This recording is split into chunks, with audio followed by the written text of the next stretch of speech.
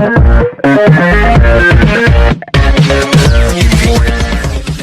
मेरा नाम अभिषेक कुमार है और आज का जो हमारा टॉपिक है वो है डिवीजन ऑफ पॉलिनोमियल्स।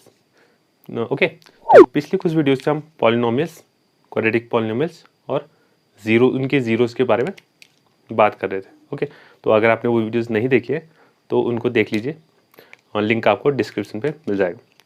तो आगे बात करते हैं डिवीज़न ऑफ पॉलिनोमियल्स। ठीक है, तो ये भी नॉर्मल डिवीज़न जैसे हम नंबरों के साथ करते हैं, सेम उसी मेथड से चलेगा, लेकिन थोड़ी कैलकुलेशन अलग होगी। ओके, तो जिस तरह से हम 12/4 करते हैं, ठीक है, 4 3 जा 12, ठीक है, तो इसी मेथड से हम पॉलिनोमियल्स का भी डिवीज़न करेंगे। ओके, तो डिवीज़न के लिए मैं थोड़ा सा एक कंडीशन बता दूं। ठीक है, आखिर क्या कंडीशन होनी चाहिए कि हम किसी भी पॉलिनोमियल को डिवाइड कर सकते हैं। ओके, तो नंबरों की तरह जैसे कि हम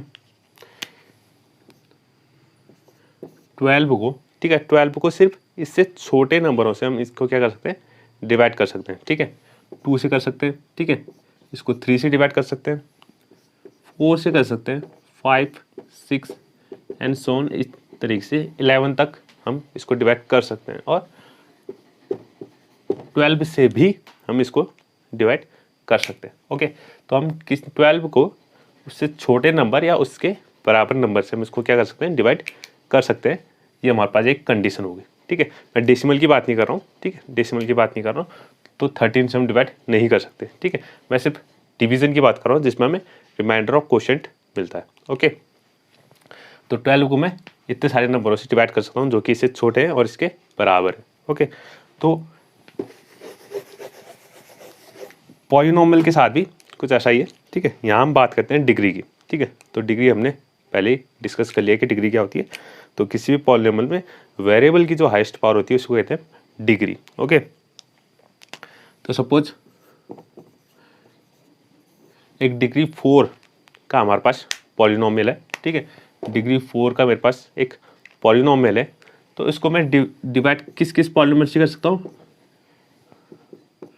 डिग्री 1 वाले पॉलिनोमियल से इसको डिवाइड कर सकते हैं, डिग्री 2 वाले पॉलिनोमियल से इसको डिवाइड कर सकते हैं, डिग्री 3 वाले से भी इसको डिवाइड कर सकते हैं और डिग्री 4 वाले से भी इसको क्या कर सकते हैं, हम डिवाइड कर सकते हैं। ठीक है, सेम डिग्री वाले से भी हम क्या कर सकते हैं, डिवाइड कर सकते हैं। ओके, लेकिन डिग्री 5 से इसको डिवाइड नहीं कर सकते। ओके, तो ये तो हो गई हमारे पास कंडीशन कि डिवीजन की कंडीशन क्या होगी पॉलिनोमियल्स के लिए।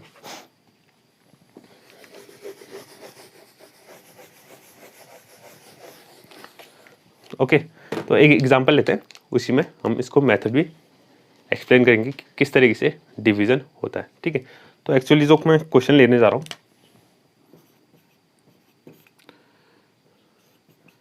एक पॉलिनोमियल है fx is equals to x की power 4 minus 3x² plus 4x plus 5। Okay, और एक दूसरा पॉलिनोमियल है जिसको मैं gx नाम दे देता हूँ, इसको मैं gx नाम दे देता हूँ, वो है हमारे पास x² plus 1 minus x। Okay, तो एक्चुअली ये जो क्वेश्चन है ये क्लास 10th की मैथ्स एनसीईआरटी बुक का क्वेश्चन है। ठीक है, चैप्टर 2 का। ओके, तो एक्चुअली हम जो टॉपिक्स कर रहे हैं वो क्लास 10th के सिलेबस के हिसाब से कर रहे हैं। ओके, तो उसी में से हमने एक क्वेश्चन लिया हुआ है ये, तो इसको ज़रा सॉल्व करते हैं। ठीक है, तो सॉल्व करने से पहले gx से हमें fx को डिवाइड करना है। ठीक है, तो इसकी डिग्री है 2 और इसकी डिग्री है 4।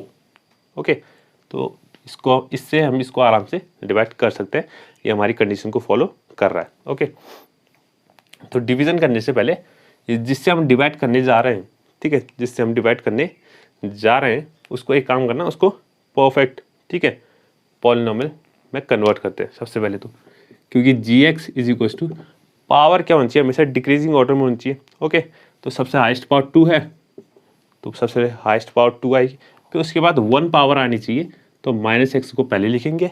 ओके, फिर जाके कांस्टेंट टर्म लास्ट में। ओके, तो इसको ज़रा हमने उसको अरेंज कर लिया। ओके, इसको हमने अरेंज कर लिया एक परफेक्ट पॉलिनॉमियल में। ओके, उसी तरीके से जरा एफ एक्स को भी देखते हैं। ठीक है, पावर जो होनी चाहिए डिक्रीजिंग ऑर्डर में होनी चाहिए और कोई पावर छूटनी नहीं चाहिए। ठीक है, वो एफ एक्स के लिए जिसको हम डिवाइड करने जा रहे हैं। ओके, जिसको हम डिवाइड करने जा रहे हैं उसमें कोई भी पावर छूटनी नहीं चाहिए। ओके, और जिससे हम डिवाइड करने जा रहे हैं, ठीक है, वो हमेशा एक परफेक्ट पॉलिनॉमियल में होना चाहिए। ठीक है, पावर डिक्रीज होनी चाहिए। ओके, अगर कोई एक बीच में टर्म नहीं है तो उससे हमें कोई फर्क नहीं पड़ता जिससे हम डिवाइड करने जा रहे हैं। ओके, लेकिन इसमें हर पावर होनी चाहिए। ओके, तो x की पावर 4, ठीक है, लेकिन बीच में पावर 3 नहीं है। ठीक है, पावर 3 नहीं है तो उसके लिए हम उसको खुद ही लिख देंगे 0x3। ठीक है, अगर नहीं है तो उसको मैं 0 लिख सकता हूँ, तो मैं 0x3 उसको लिख लेता हूँ। उसके बाद फिर x² वाला टर्म आएगा, फिर x वाला टर्म आएगा, फिर लास्ट में कांस्टेंट टर्म आएगा। ओके, तो इस तरीके से मैंने दोनों को रीअरेंज कर लिया। ठीक है, अपने हिसाब से। अब आते हैं डिवीजन में। ओके, तो डिवीजन जैसे हम नॉर्मली करते हैं सेम उसी प्रकार 0x³ minus 3x² plus 4x plus 5। Okay, और यहाँ आ जाएगा x² minus x plus 1। Okay, तो अब शुरुआत करते हैं। अब ज़रा देखिएगा, शुरुआत होगा यहाँ से इसका फर्स्ट टर्म और इसका फर्स्ट टर्म। ओके, इन दोनों का फर्स्ट टर्म, ये दो मैंने, बाकी अभी सब भूल जाइए। ओके, इसका पहला टर्म और इसका पहला टर्म। ठीक है, तो यहाँ देखिएगा इसका पहला टर्म जो है x²। ठीक है, x² में मैं ऐसा क्या मल्टीप्लाई करूँ कि मुझे ये मिल जाए, इसका पहला टर्म मिल जाए। ओके, x² में मैं ऐसा क्या मल्टीप्लाई करूँ कि मुझे x की पावर 4 मिल जाए। ठीक है, तो x² में मैं x² को अगर मल्टीप्लाई करता हूँ तो मुझे कितना मिल जाएगा, x की पावर 4 मिल जाएगा। ठीक है, तो मल्टीप्लाई मैंने क्या किया, x² को किया। ओके, x² में अगर मैं x² को ही मल्टीप्लाई करूँ तो मुझे क्या मिलेगा, x की पावर 4 मिलेगा। ठीक है, तो जो चीज़ मैंने मल्टीप्लाई की है वो आ जाएगा कहाँ, कोशेंट में। ओके, तो उसको लिख लेते हैं कोशेंट में x²। ओके, तो ये तो खाली हमारा कोशेंट निकालने के लिए था। ठीक है, अब इस x² को मैं क्या करूँगा, इन तीनों से मल्टीप्लाई करूँगा एक एक करके। ठीक है, तो x² इंटू x², ये हो जाएगा x की पावर 4, x की पावर 4। ठीक है, x² इंटू माइनस एक्स, तो ये हो जाएगा minus x cube, x² into 1 plus 1, तो ये हो जाएगा प्लस x²। ठीक है, और ये बात ध्यान रखिएगा। ठीक है, सेम पावर वाले ही एक दूसरे के नीचे आएंगे। ओके, सपोज यहाँ पर x नहीं होता। ठीक है, सपोज यहाँ पर क्या नहीं होता, x नहीं होता और x² प्लस 1 होता। ठीक है, तो x² इंटू 1 कितना हो जाता है, x² हो जाता सीधे, तो ये क्यूब वाला टर्म आता ही नहीं, तो हम सीधे इसको यहाँ पर इसके लिए जगह छोड़ देते और सीधे कहाँ लिखते हैं, x² को यहाँ लिखते हैं। ओके, तो आप ध्यान रखिए, ठीक है, कि सेम पावर वाले ही ऐड और सब्ट्रैक्ट हो सकते हैं, तो वो एक दूसरे के नीचे आएंगे। ओके, तो 4 पावर 4 वाले एक साथ, क्यूब वाले एक साथ, स्क्वायर वाले एक साथ। ठीक है, अब इसके बाद देखिएगा मेन स्टेप, अब हमें सब्ट्रैक्ट करना है। ठीक है, जैसे नॉर्मल डिवीजन में करते हैं, सब्ट्रैक्ट करना है। तो यहाँ सब्ट्रैक्ट करने के लिए एक चीज़ आती है। ठीक है, तो ये जो भी हमने अभी मल्टीप्लाई करके हम लाए हैं, ठीक है, इन सब के साइन क्या हो जाएंगे, चेंज हो जाएंगे। ठीक है, जैसे कि x की पावर 4 अभी पॉजिटिव साइन का है तो ये हो जाएगा नेगेटिव साइन का। ठीक है, ये नेगेटिव साइन का है तो ये हो जाएगा पॉजिटिव साइन का। ओके, और पॉजिटिव साइन का है तो ये हो जाएगा क्या, नेगेटिव साइन का। ओके, तो यानी कि अब जो ओरिजिनल साइन है इसके वो हम भूल जाएंगे और जो हमने अभी लिखे हैं वो अब वो इनके साइन हो चुके हैं। ओके, तो अब यहाँ देखिएगा x की पावर 4 माइनस x की पावर 4। ठीक है, प्लस तो हटा दिया हमने, उसकी जगह पर कितना कर दिया, माइनस कर दिया। ठीक है, तो x की पावर 4 माइनस x की पावर 4 0, यानी दोनों एक दूसरे को कैंसिल कर देंगे। ठीक है, 0x³ plus x³ plus x³ भी हो जाएगा। ओके, माइनस 3x² और माइनस x², ये हो जाएगा हमारे पास माइनस 4x²। ओके, और ये दोनों क्या आ जाएंगे, नीचे आ जाएंगे, 4x + 5। ओके, तो फिर से वही चीज़, अब यहाँ इसका पहला टर्म और इसका पहला टर्म फिर से, ओके, इसका पहला टर्म और इसका पहला टर्म, ठीक है। तो इसका पहला टर्म x² है, तो x² में मैं ऐसा क्या मल्टीप्लाई करूँ कि मुझे x³ मिल जाए, ओके। x² में मैं ऐसा क्या मल्टीप्लाई करूँ कि मुझे x³ मिल जाए, ठीक है। तो x² में मैं अगर x मल्टीप्लाई करता हूँ तो मुझे x³ मिलता है, तो क्या मल्टीप्लाई करता हूँ, x मल्टीप्लाई करता हूँ, यानी कि +x मल्टीप्लाई करता हूँ तो मुझे x³ मिलता है। तो हमारा जो क्वोशंट आता है वो कितना हो जाएगा, +x, ओके।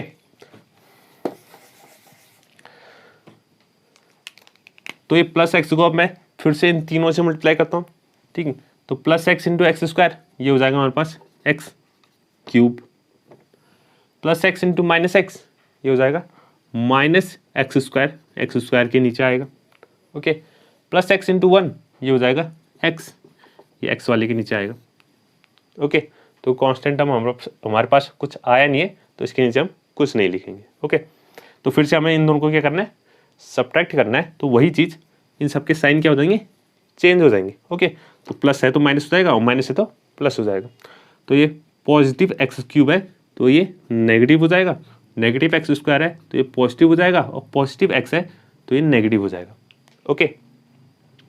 तो x³ - x³ ये दोनों कैंसिल हो जाएंगे, ठीक है। -4x² और +x², ठीक है। -4x² + x², ये हो जाता है हमारे पास -3x², ओके। और 4x - x, ये हो जाएगा हमारे पास +3x, ओके। और ये 5 ऐसे ही नीचे आ जाएगा, ओके। तो इतना हमारे पास आ गया, ठीक है। अब फिर से वही चीज़, इसका पहला टर्म और इसका पहला टर्म हम फिर से देखेंगे, ओके। तो फिर से वही चीज़ करनी है, ठीक है। तो x² यहाँ है, तो x² में मैं क्या मल्टीप्लाई करूँ, मुझे -3x² मिल जाए, ओके। तो x² में मैं क्या मल्टीप्लाई करूँ कि मुझे -3x² मिल जाए, ठीक है। तो x² में मैं क्या मल्टीप्लाई कर सकता हूँ, -3 को, ठीक है। तो x² में अगर मैं -3 मल्टीप्लाई करूँ तो मुझे मिल जाएगा -3x², ठीक है। x² में अगर मैं -3 को मल्टीप्लाई करता हूँ तो ही मुझे मिलता है क्या, -3x², ठीक है। तो यहाँ क्वोशंट में कितना आएगा, -3 आएगा, ठीक है। जो चीज़ मैं मल्टीप्लाई कर रहा हूँ वही चीज़ कहाँ जाएगी, क्वोशंट पर आ जाएगी, -3, ओके। तो इस -3 से अब इस पूरे कंप्लीट को हम क्या करते हैं, डिवाइड करते हैं, ठीक है। तो इसको एक काम करते हैं, यहाँ पर लिख लेते हैं, ओके। तो यही स्टेप मैं यहाँ से आगे बढ़ाता हूँ, ओके। तो हमारे पास है कितना ही, -3x² + 3x + 5, ओके। तो ये जो चीज़ होती है यहाँ जो मैं लिख रहा हूँ वो इसी के नीचे बढ़ती रहेगी, ओके। तो -3 को मैं इंटू करता हूँ यहाँ, ओके। तो -3 × x², -3 × x², ये हो जाएगा -3x², -3 × -x, -3 × -x, ये हो जाएगा +3x। दोनों नेगेटिव है तो पॉजिटिव साइन हो जाएगा। -3 × +1, -3, ठीक है। -3 × +1, ये हो जाएगा -3, ठीक है। अब इन दोनों को क्या करना है, हमें सब्ट्रैक्ट करना है, ठीक है। ये सारा काम इसी के नीचे होगा, ओके। तो नेगेटिव 3x² है तो ये पॉजिटिव हो जाएगा, फिर से साइन चेंज, और पॉजिटिव 3x है तो -3x हो जाएगा, ओके। और -3 है तो ये +3 हो जाएगा, ओके।